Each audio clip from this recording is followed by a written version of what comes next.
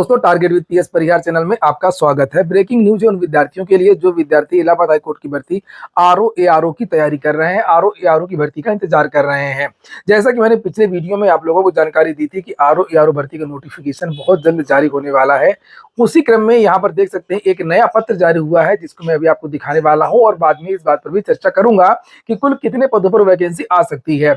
अभी समाचार पत्रों के माध्यम से जानकारी दी गई थी कि लगभग 250 के आसपास नए पद सृजित किए गए हैं इलाहाबाद हाईकोर्ट में और उन पदों पर भी भर्ती होगी और कुछ पुराने पद रिक्त थे उन पदों पर भी भर्ती होगी। तो ये नया एक पत्र है जिसे आप लोग देख सकते हैं। आज तारीख है 10 नवंबर की यहाँ पर डेट पड़ी हुई है और ये पत्र भेजा है उदय प्रताप सिंह, जो प्रमुख सचिव उत्तर प्रदेश सरकार के।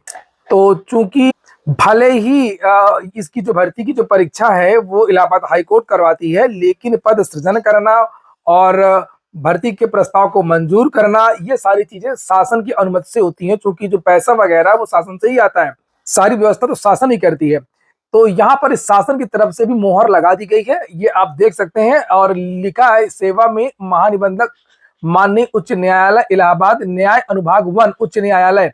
विषय क्या है? माननीय उच्च न्यायालय इलाहाबाद में माननीय न्यायमूर्तिगण की स्वीकृति संख्या 160 के सापेक्ष प्रभावी संख्या 150 के आधार पर सामान्य कार्यालय संवर्ग जनरल ऑफिस कैडर के विभिन्न 274 अस्थायी पदों का सृजन किए जाने के संबंध में नीचे यहाँ पर लिखा हुआ है कि उपयुक्त विषयक आपके पत्र संख्या, ये लिखा हुआ है 22 फरवरी 2022 के संदर्भ में मुझे ये कहने का निर्देश हुआ है कि माननीय मुख्य न्यायाधीश माननीय उच्च न्यायालय इलाहाबाद द्वारा भारत का संविधान के अनुच्छेद 229(2) के अंतर्गत माननीय न्यायमूर्तिगण की स्वीकृत संख्या 160 के सापेक्ष प्रभावी संख्या 150 के आधार पर सामान्य कार्यालय संवर्ग जनरल ऑफिस कैडर के विभिन्न श्रेणी के सृजित 274 अस्थायी पद। समीक्षा अधिकारी के कितने पद सृजित हुए हैं? नए 60।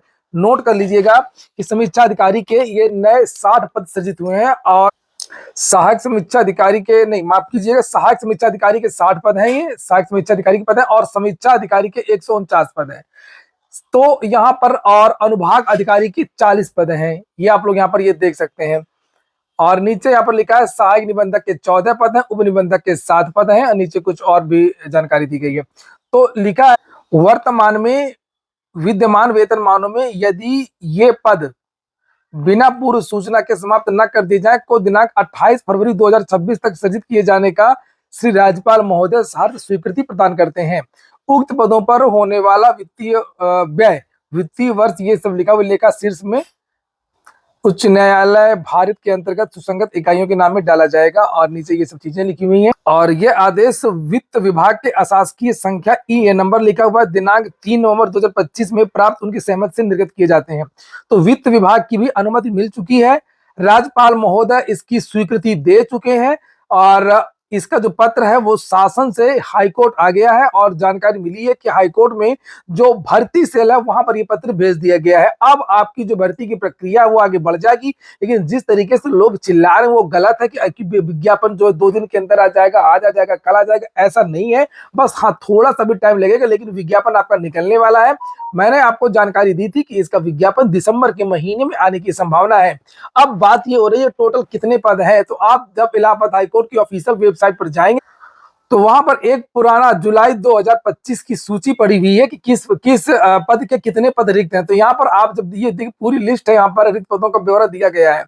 तो यहाँ पर जो टोटल स्ट्रिंग दिया हुआ है, यहाँ पर वैकेंसी दी हुई है। तो आप बाकी जो पद है, जितने भी पद हैं जो नए सृजित किए गए हैं, इसमें registrar, joint registrar, deputy registrar के भी है, सेक्शन ऑफिसर का भी आपने देखा, उससे मतलब नहीं है। ये सेक्शन ऑफिसर, बेंच सेक्रेटरी, ये सब विभागीय एग्जाम और प्रमोशन से होता है।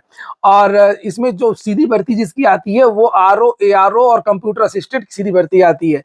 तो आरओ के जो पहले से रिक्त पद है 529, ये आप देख सकते हैं यहाँ पर 529 ये पद रिक्त हैं। और इसमें जो आरओ के पद होते हैं उसमें आधे पद प्रमोशन से भरे जाते हैं, यानी कि 529 में लगभग जो है 264 पद आपके यहाँ पर ये मान लीजिए आधा पद पहले से रिक्त हैं। और अभी जो नए पद सृजित किए गए आरओ के 140 पद और सृजित कर दिए गए हैं। तो इस प्रकार से आपके जो पद हैं वो हो जाएंगे 404 पद।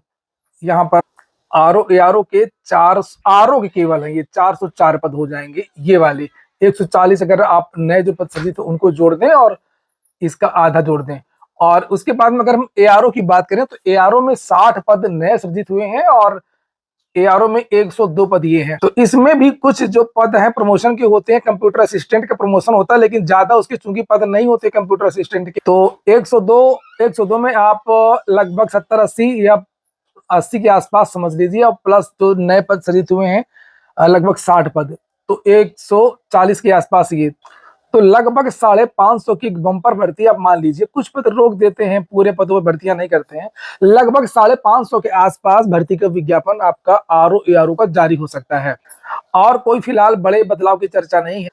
और बिल्कुल अलग पैटर्न का आरओ एआरओ यहाँ का होता है, और उत्तर प्रदेश लोक सेवा आयोग का आरओ एआरओ बिल्कुल अलग पैटर्न पर होता है।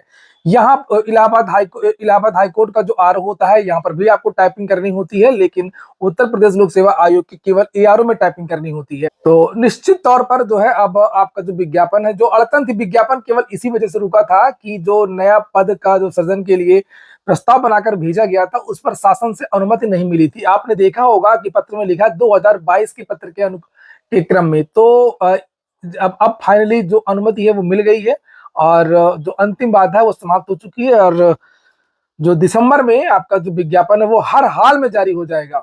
आज की वीडियो में इतना ही। पूरा वीडियो सुनने के लिए बहुत बहुत धन्यवाद।